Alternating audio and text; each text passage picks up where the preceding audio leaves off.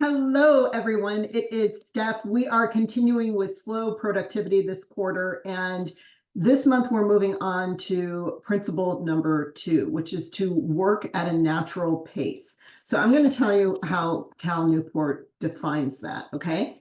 He says, don't rush your most important work. Allow it instead to unfold along a sustainable timeline with variations in intensity in settings conducive to brilliance. So how many of us get into the habit of we just got to get it done, right? We're out to check the box. We have this really long list of things to do. We have to, tick off everything that gets done. There is a certain degree of satisfaction that comes with making the check mark, crossing it off, crumpling up the sticky note, whatever your ritual is. I'm not denying that that doesn't feel good.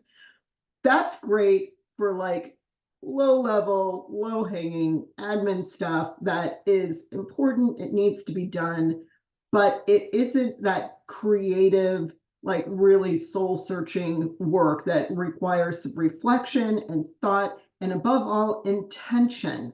Like, is it our intention to just get something off of our plate?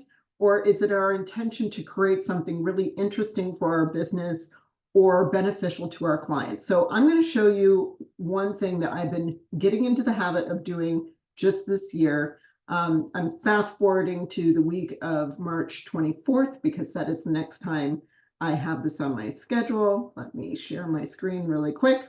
Okay, so you can see here, there's 2 Mondays a month where I set aside at least 2 focused hours, and I call it my slow productivity time because this is my reminder to myself. This is not something to just quickly check off the list and get done for the sake of getting it done. This is my time to really work at a very slow and natural pace, get accomplished whatever I can get accomplished in that period of time, but ensure that it's thoughtful. And when I launched this appointment to myself, I've made a note down here in the description section of what I want to work on that day. So heads up, this is coming your way.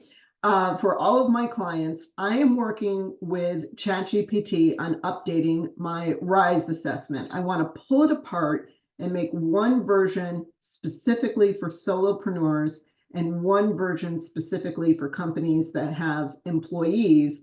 And I'm putting it into Google Forms. So instead of there being just one choice of answers, yes, it's done. No, it's not done. Yes, it's done, but it's outdated. The things that I was using before. Now each question is going to have its own variety of answers. So this is going to become a much more robust tool that all of my clients can use to really reflect on their business, the condition of it, and help us prioritize what you want to be working on in coaching.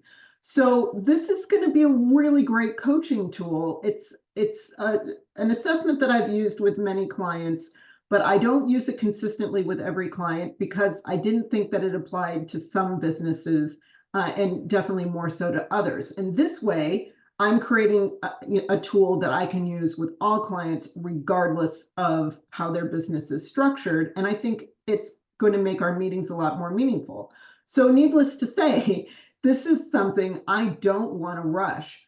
I really want to think this through. I want this to be a very usable and accessible tool. I'm really excited to see what this does to help spark conversation and more brainstorming in our coaching sessions together. I want this to be beneficial. It is not a check mark that I'm looking to make. It is something that I really want to do well. And so for the foreseeable future, my slow productivity time has the same thing on it. I am not taking it off the list until it is done to my satisfaction and I'm ready to roll it out and start using it with my clients. So I'm really trying to walk my talk here. I'm not just reading the book and then spouting these things off to you. I'm trying to incorporate this in my business as much as I'm trying to help you incorporate it in yours. So start by thinking about what is your preferred natural pace when it comes to doing more creative, more thoughtful work. And equally importantly, what can you do to carve out time in your schedule to work at that pace and to get into a different gear where you're not just, tick, tick, tick, yay, it's done. It's, this is something that I want to really incorporate thoughtfully into my business. It's something that I want to, I want something that will really benefit my clients. And this is going to require a lot of focus and intention. So kind of, what is your list of projects that you've really wanted to get to and you just didn't have time because it requires you to pump the brakes? That is a list that you could be keeping on your slow productivity time on your calendar, and know that it has a home and know that you're going to have a chance to work on it. And if you are struggling with creating and protecting that time, please reach out to me so I can help you with that. So that is my tip for you this week. We're going to come back to working at a natural pace later in the month. But again, we're changing Friday roundups and videos. So I'm doing this twice a month instead of every week. So you have more time to really sit with this and figure out how you can incorporate these ideas into your business. So again, if I can help you with that, just let me know. Hope you are enjoying your week, and I will be back in 2 weeks with more. So take care. Bye.